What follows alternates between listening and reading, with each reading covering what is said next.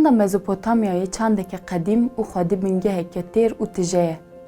Parçeyek ji vê bingeha ku bingeha xwedî çanda dewlemend jî Rojhilatê Kurdistanê ye. Ji mûzîkê bigire heta sînema û wêjeyê di gelek beşên çand û hunerê de hunermendên serkeftî gihandine. Belê temaşevan nêja, em ê vê heftê ji we re qala hunermendekî serkeftî û yê ku li ser dika cîhanê tê nasîn, Keyhan Kelhur bikin.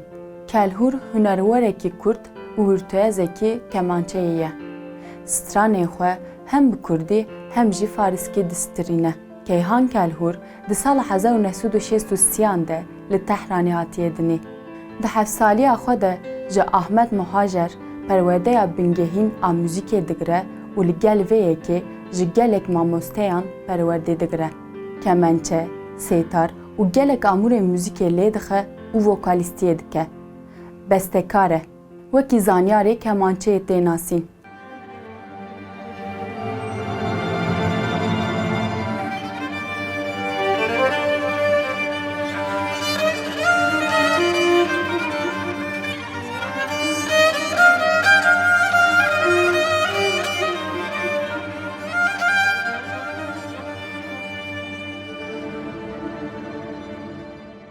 Hîn di sêzdesaliya xwe de di Koreya Radyo û Televizyona Neteweyî ya Îranê de dest bi xebatê dike. Vê pêvajo 5 salan berdewam kiriye. Di hevdesaliya xwe de di organîzasyona herî girîng a bi navê Şayda Ansablesî de ku di binbanê navenda çanda Çawoş de ye dest bi xebatê dike. Kelhur di xebatên xwe de bi gelemperî mûzîka klasîk a Îranê û mûzîka Kurdî sentez dike. جوان بین و عشقمان تا پیرم کردی جوان بین و عشق نظر تا پیرم کردی و زنجیر زلفکن اسیرم کردی و زنجیر زلفکن اسیرم کردی آخ لیلو آخ لیل آخ لیلو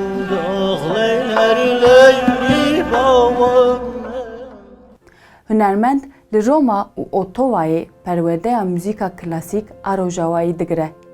Lê wexta ku perwedeya mûzîka Rojavayî digire û li cîhanê jî tê nasîn, dev ji çand û koka xwe bernade. Her tim di xebatên xwe de çanda xwe derdixe pêş. Wexta ku ji zanîngeha Carleton mezûn dibe, dibe Hemwelatiyê Kanadayê û piştre diçe Amerîkayê. Di dawiya salên 1990 de bi gelek hunermendan re albûmên solo amade dike.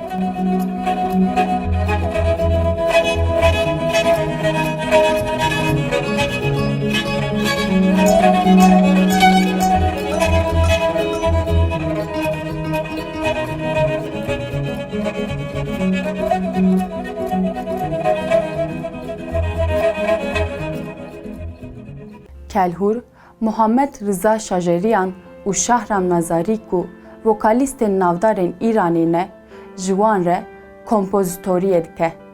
Li gel vê yekê bi mûzîkşenên navdar Faramas Paywar û Huseyn Alîzadeh re gelek caran derketiye ser dikê.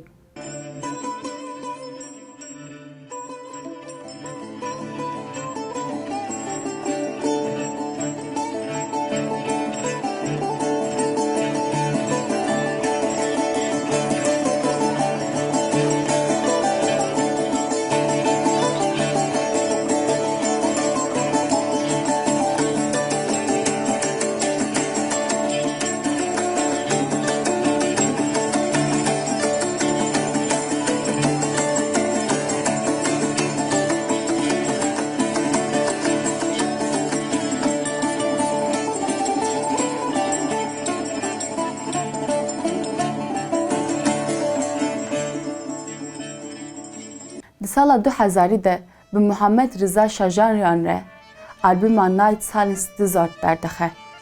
Ev albûm ji aliyê Afîmê ve xelata albûma mûzîka kevneşopiya herî baş a cîhanê wergirt.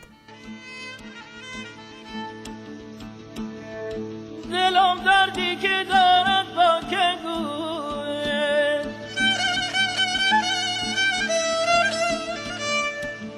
گناه خود کرده تاوان از کجو ji bo ku bi dehan hunermendên navnetewî re bixebite di sala 2000 de wî bangî Massachusettsê kirin. Ev proje her çû mezintir bû û bi navê Silk Road Assembly re hat nasîn.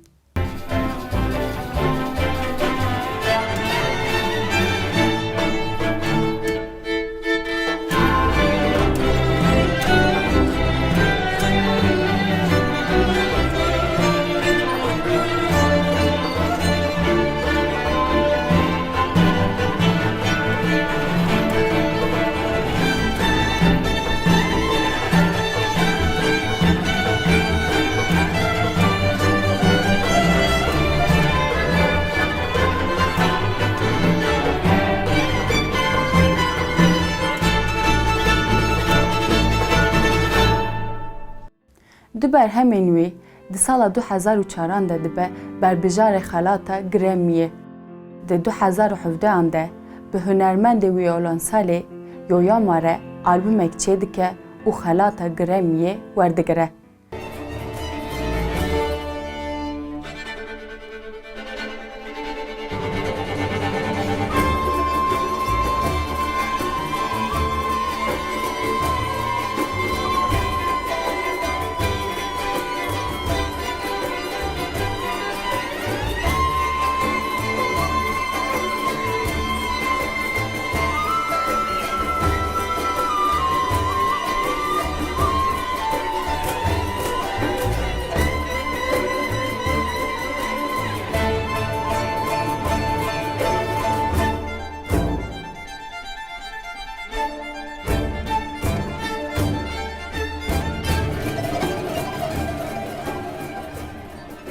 Di sala 2018 de xelata giyana mirovahiyê ya Isaac Stone wergirt.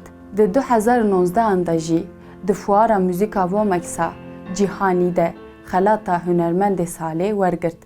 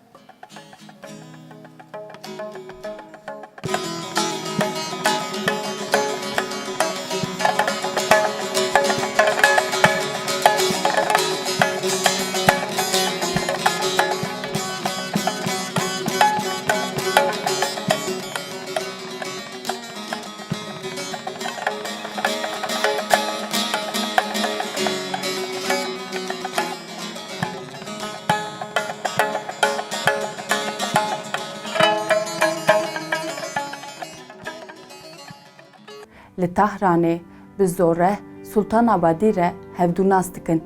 Piştî hilbijartinên 2009 a Serokkomariyê ya Îranê tê protesto kirin, bi zoreh Sultanabadî re dizewîce û dîsa diçe Amerîkayê. Lê piştî sala 2017 vedigere Îranê û niha li Tehranê dijî. Kelhûr bi hunera xwe li dijî şer disekine. Di 13 Cotmeha 2019 de bertek nîşanê êrişên Tirkiyeyê yên li dijî serêkanî û girê spî dabû û konsera xwe ya li Tirkiyeyê betal kiribû. Di daxuyaniya betalkirina konsera xwe de wiha gotibû. این روزهای سختی برای ما مردم کرد هست در این روزهای اخیر.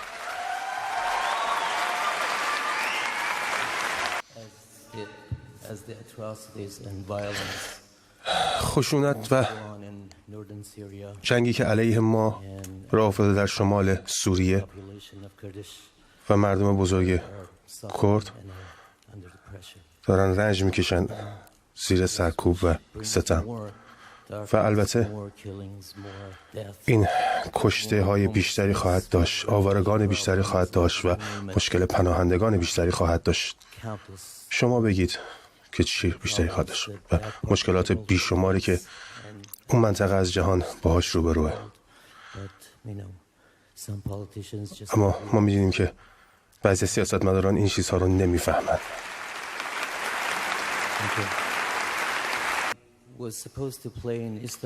قرار بود توی استانبول هم کنسرتی داشته باشم که اون رو لغو کردم.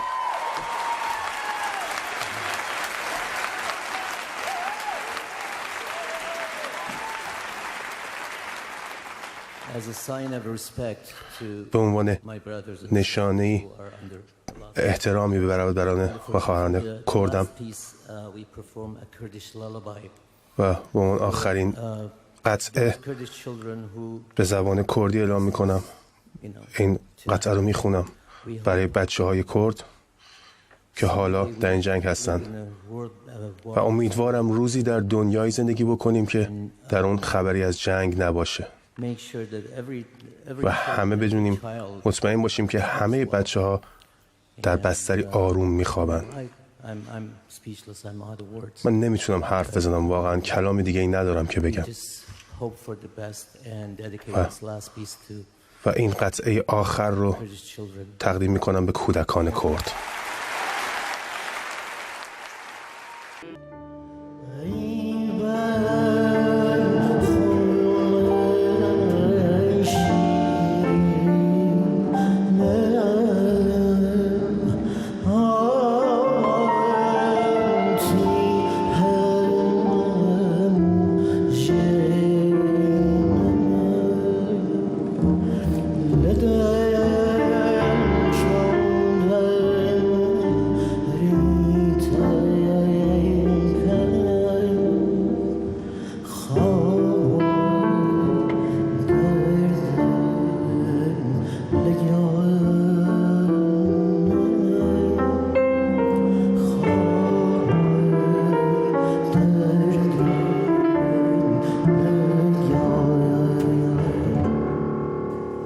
بله تماشاوان نیجا ام هاتن داویا برنامه خواه جبیر نکن ببن ابونه قنالا ما بشوپینن و بلاو بکن.